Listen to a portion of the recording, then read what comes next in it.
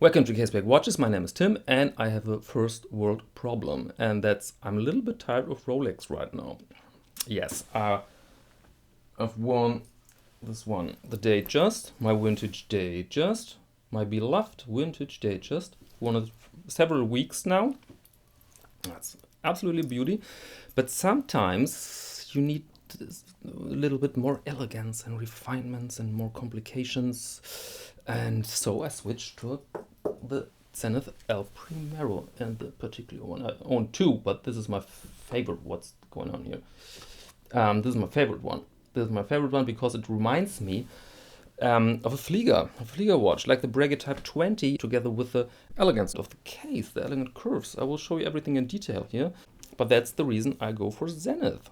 In this cases, I'm bored out by a Rolex, and another good thing here is they are affordable compared to Rolex, because if I want to have a Rolex chronograph, then I have to buy Daytona and I have to spend at least 9,000 euros or above 10,000 US dollars.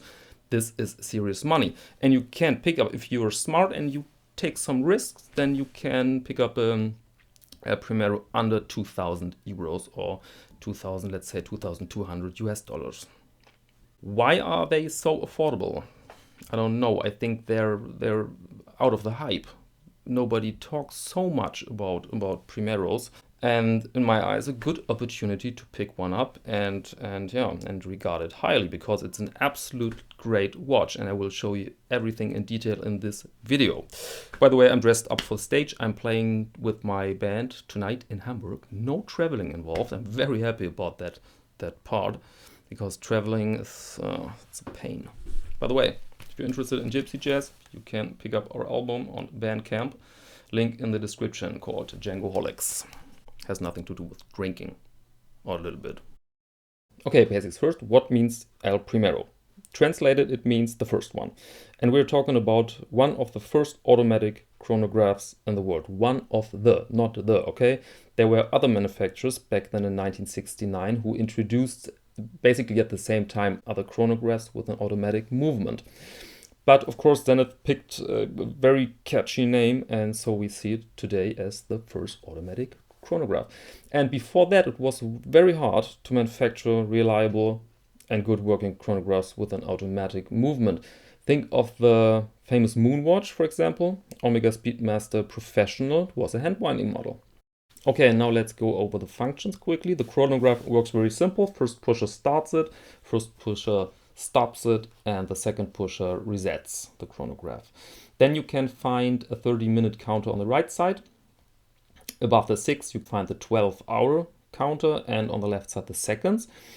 The date is between the 4 and the 5. This is often copied nowadays, but I think Zenith was the first company who did this. And for me, this works perfect, because it's legible, but at the same time, it doesn't disturb the dial, the balance of the dial.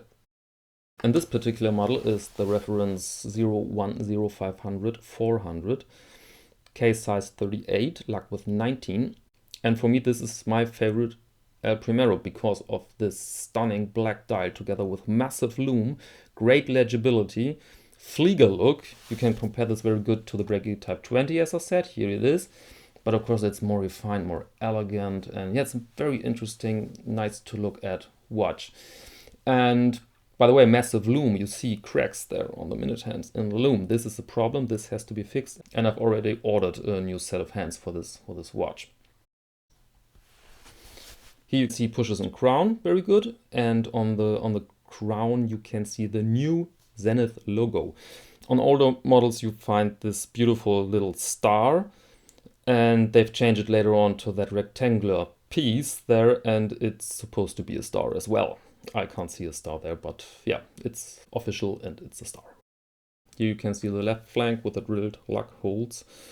Yeah, always very convenient, but in this case, I don't know, I don't have so much 19mm straps, so I can't change them every day, and I think this is the case for most of the collectors. 19mm is a difficult size for watch straps, so I could imagine this watch very well without those holes.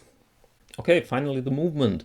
You can see the very distinctive rotor, and the movement is not overly decorated, but it clearly deserves its exhibition case back. You can find their basic informations. 400Z is the movement, the type of the movement. You can see there are 31 joules. And this movement operates with 36,000 beats per hour, and that's why I've called it the Lamborghini under the watch movements. And it offers a power reserve of 55 hours, so it's not a problem to let the piece rest 1 or 2 days on your desk and wear it again without any winding. And Rolex used this movement until the late 80s for the Daytona. And they called it the Rolex 40-30 movement, but it's in fact the El Primero. And another great achievement of Zenith was to construct this movement very, very thin.